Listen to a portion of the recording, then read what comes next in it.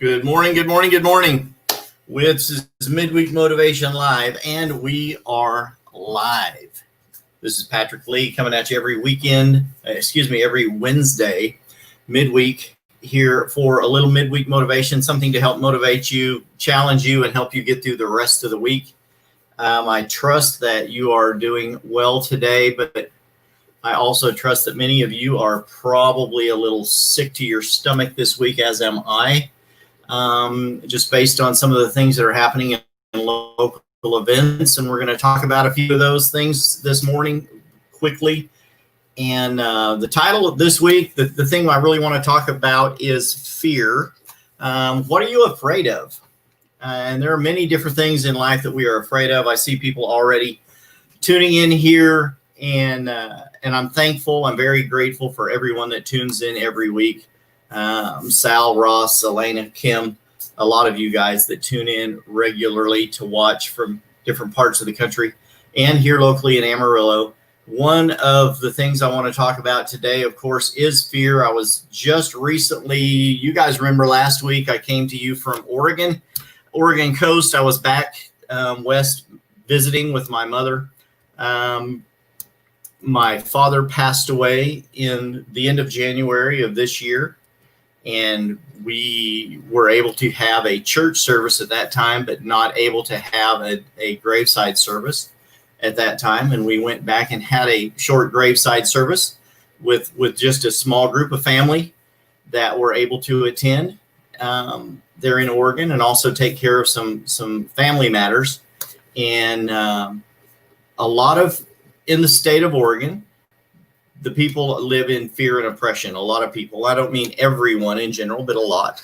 They have a governor that is just like a lot of the governors in some of these other states, the liberal governors that are being sued right now over coronavirus and other refusals to grant people the liberty that are granted to them by the Constitution, and there are people living there in fear. I went to get a drink at a convenience store, and we had some snacks to go back to the motel, and they don't offer you a sack. You have to purchase a sack. They're not allowed to offer you a sack, or they can get a ticket, or according to that clerk, possibly be arrested if they offer you a sack or a straw.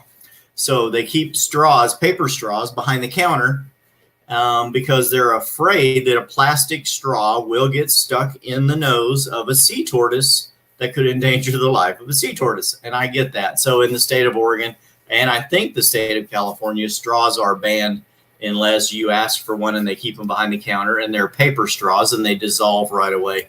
If you take a few drinks of your soda or whatever it is you're drinking, your straw will dissolve and fall apart. They live in fear over many different things in that state. There are other people now.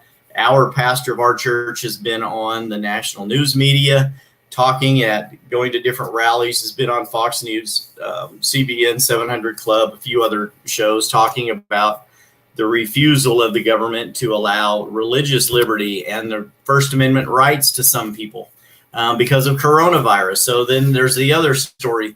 People are afraid of coronavirus. They're afraid to go outside without a mask on. They're afraid to hug their own friends and sometimes their own family members. These are fears. These are real fears. I'm kind of going off the rails here today. This was one that I knew if I sat down and tried to write this out and make notes and stay directly in line with the notes, I would fail.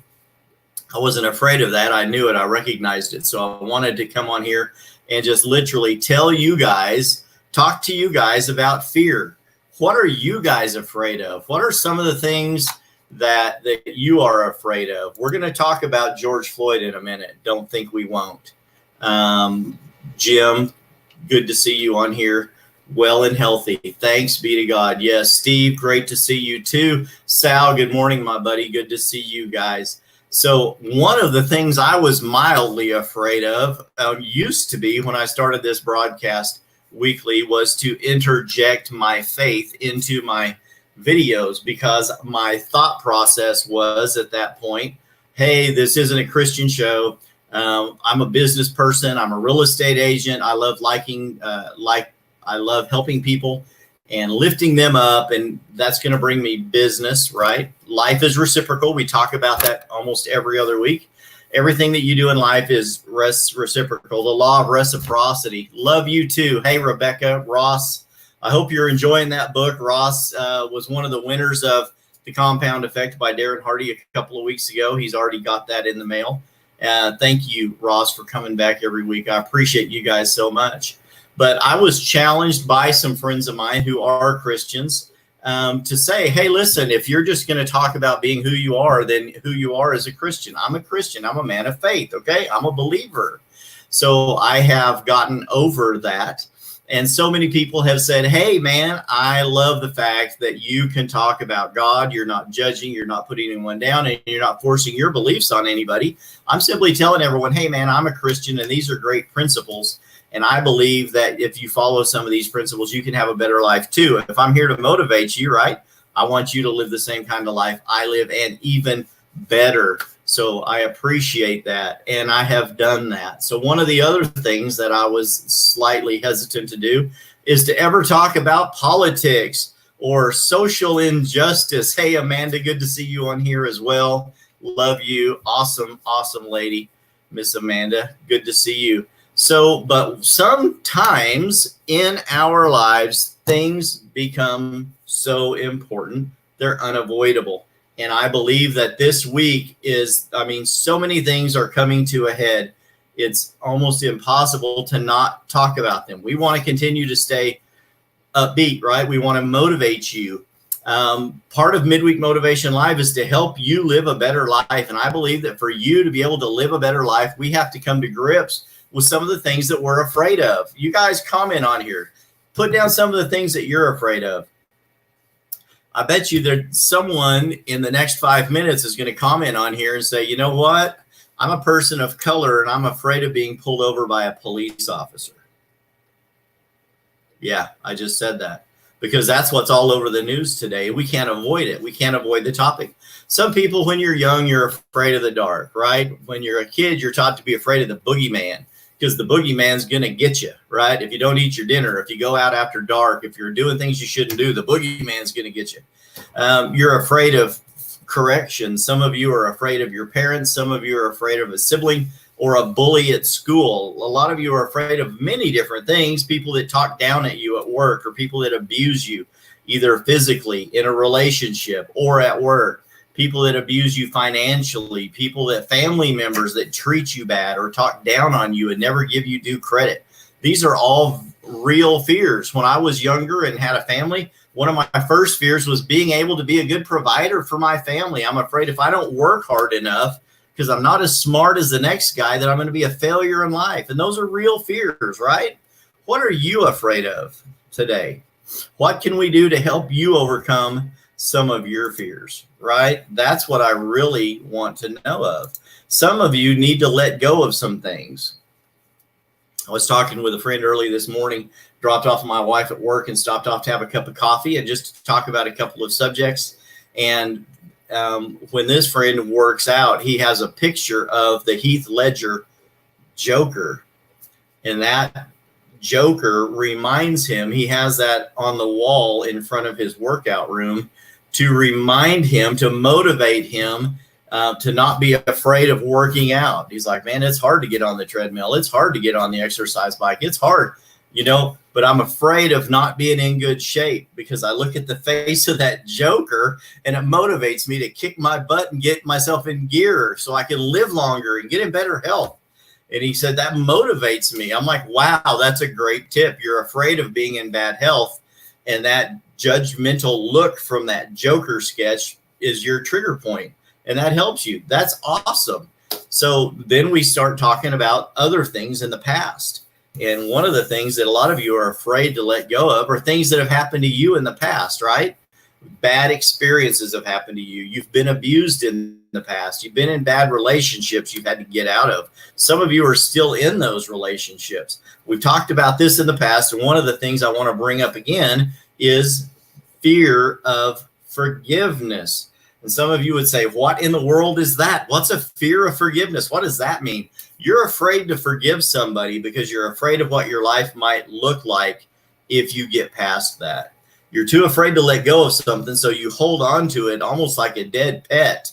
A friend of mine, Nathan, he's one of my Facebook friends, is a past pastor of mine, used to tell the story about the cat, the loved, beloved cat that died. And the lady buried it in the backyard, but couldn't completely bury it because she loved it so much and she wanted to have a reminder of it. So she buried the cat in the backyard, but left its white bushy tail sticking up out of the ground a little bit. So every time she looked out the kitchen window, she could be reminded of how much she loved that pet that died. But you know what happens a short time after something dies? You bury it, it starts to rot, it starts to stink. And then eventually you have this dead tail out in the middle of your backyard with a rotten pit of something from your past that's dead. And you need to completely bury those things. You need to let them go, right? Otherwise, anything that's dead in your life is just going to create like a cancer that spreads to other areas of your life. It starts affecting your sleep patterns. It affects your mentality. It affects your motivation. I'm here to help you with that. What are you afraid to let go of? Have you been wronged in the past by somebody? I'm sure you have. We all have. I've been accused of things I haven't done. I've also been accused of things I have done. None of us are perfect. Perfect, right?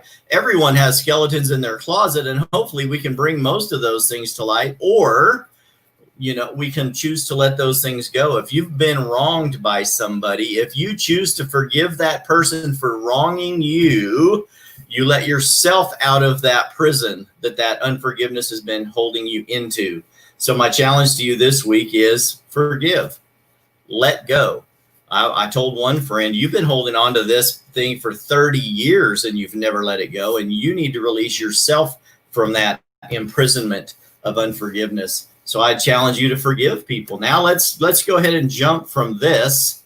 No one is brave enough to make a comment on here and tell me what they're afraid of. I find that interesting.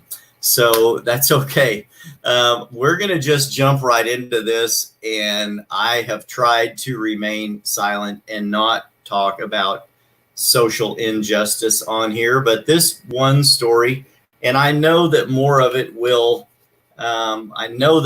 is going to come to light. I get that. And that's okay. Let's talk about this George Floyd story. I go to a church that is one of the most racially diverse churches in probably a 200-mile area, his church here in Amarillo, Texas. And I'm not one of those white guys that says, oh, I'm black. Yeah, no, that's another joke story for Joe Biden. If you're not voting for me, you ain't black. Well, there are a lot of black people that aren't voting for Joe Biden. There are a lot of black people that aren't voting for Donald Trump. I don't really care. I just care that we have a person that stands for life in the White House and the protection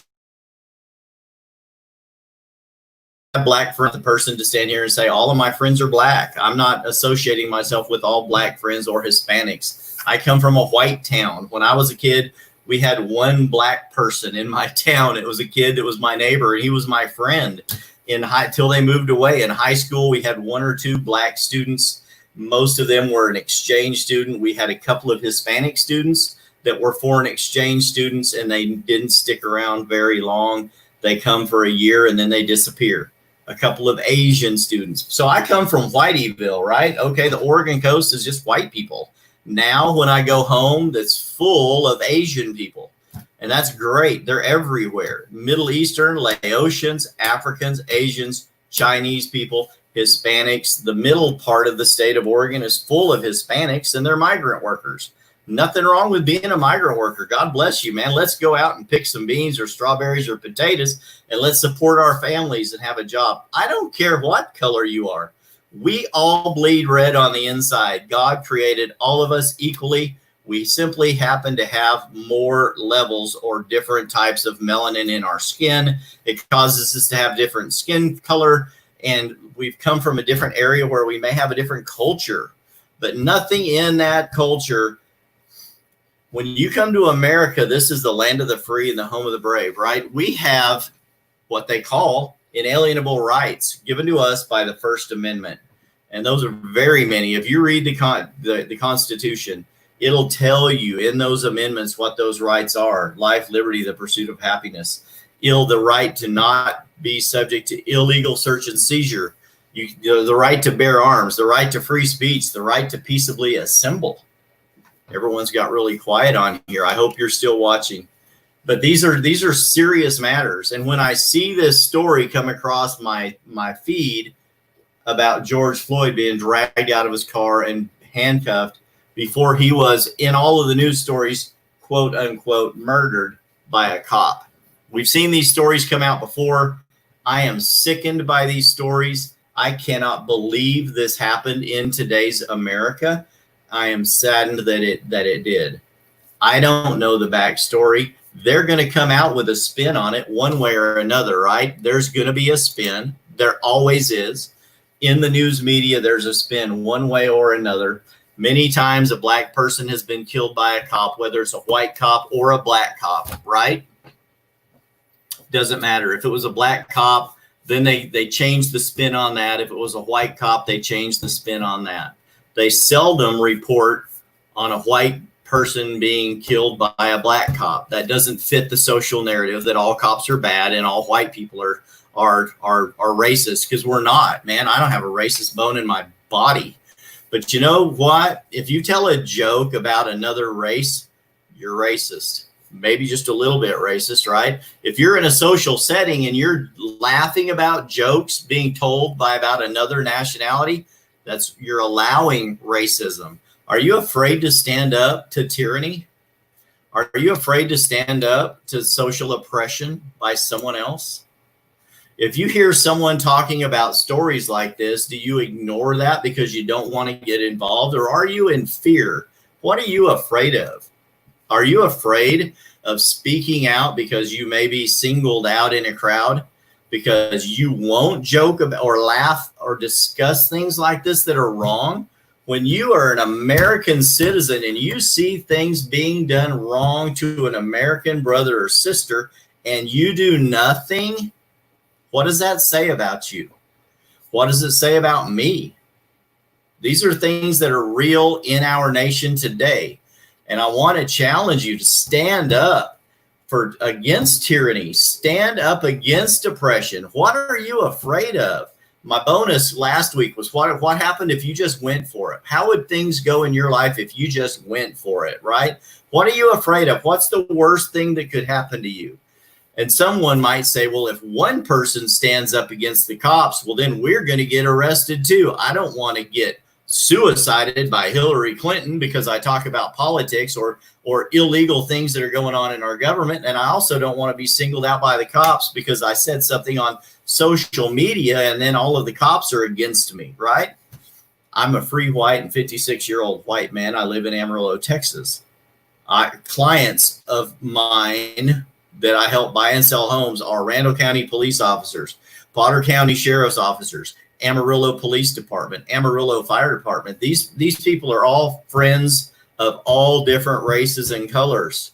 Some of them are really good friends, okay? I'm not afraid of them. I'm not afraid that I can't open up my mouth and have a discussion about things that are wrong. And I've had these discussions with Mexican cops and black cops, and they're my friends. And we can agree to disagree on a lot of things politically. But we're still friends. We're not judging each other by the color of our skin. We just have differences of opinion. You should never be afraid to speak your mind in America. We have freedom of speech given to us by the Constitution, okay? And when we have that freedom of speech taken away from us, freedom to go about our daily affairs with fear of being arrested by the cops, with fear of being arrested or ticketed because we choose to gather in a public place, even if it's a church, to worship in our manner of worship, we have the right to freely assemble.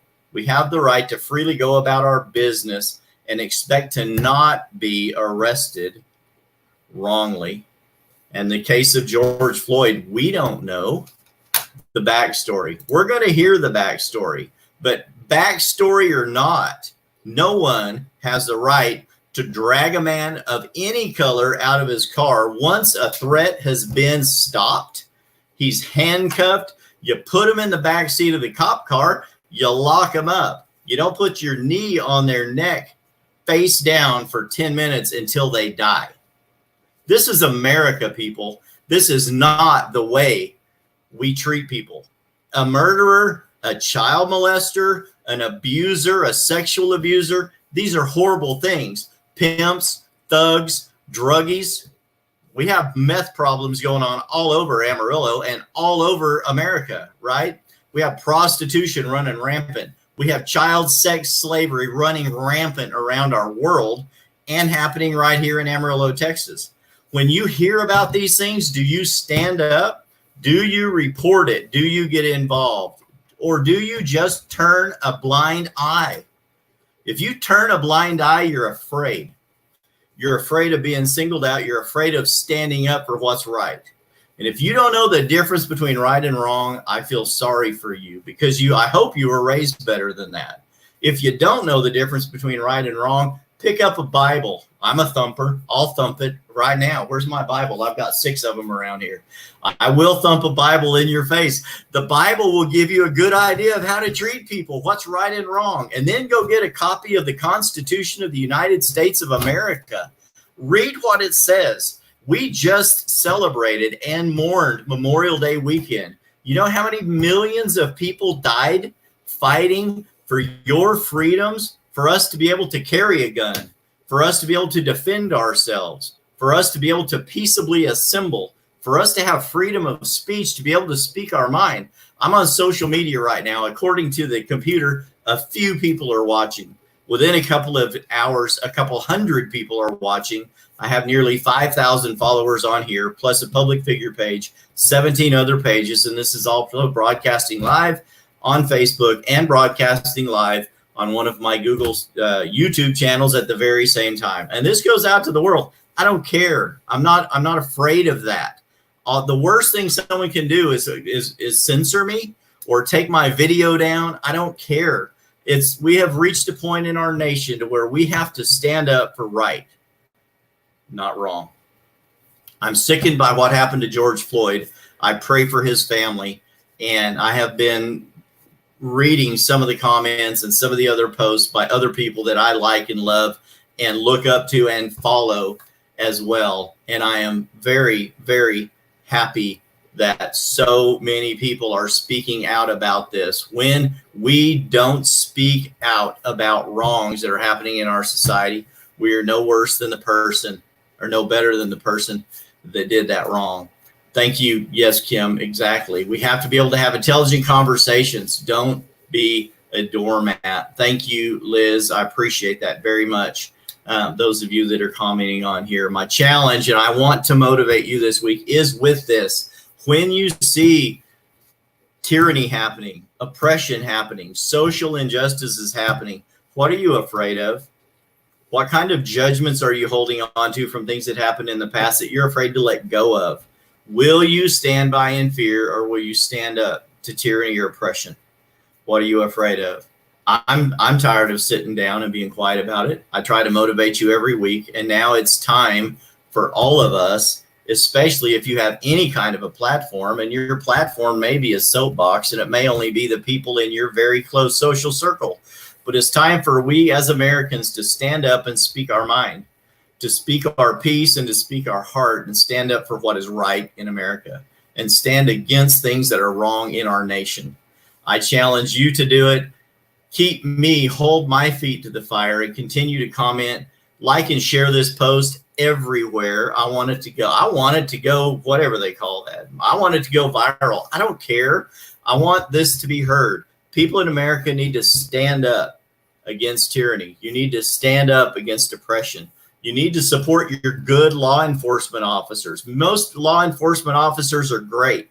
There are bad apples. There are bad laws in place in many cities in our nation, enforced by the police officers that feel like they don't have a choice. There are other ones, that police officers that are loose cannons. They need to be charged for their crimes. No one, including a law enforcement officer, is above the law. No lawyer is above the law. No court-appointed person is above the law. No mayor and no governor are above the law. I don't care if you're a sheriff's officer, a local police officer, or a security guard, or a counselor or a senator or a state representative. You are not above the law. And the people have created these, and we give you the power that you continue to wield over us, and you do not have the kind of power that you think you do. But if we stand by in fear and will not stand out or speak out against this, what are we afraid of? Man, the people have the power, and we give it to the other people to wield over us. So we also have the ability to take that power away. Okay? Man, I'm done. I need to get off here. I hope this has challenged you and motivated you. I'm fired up. I hope you are too. I'm sickened by what happened to George Floyd. It's time for all of us to speak out about it. And I challenge you to take up this banner and speak out against it with me as well. You guys have a great week. That has been Patrick Lee with Midweek Motivation Live. God bless you, man. God bless America.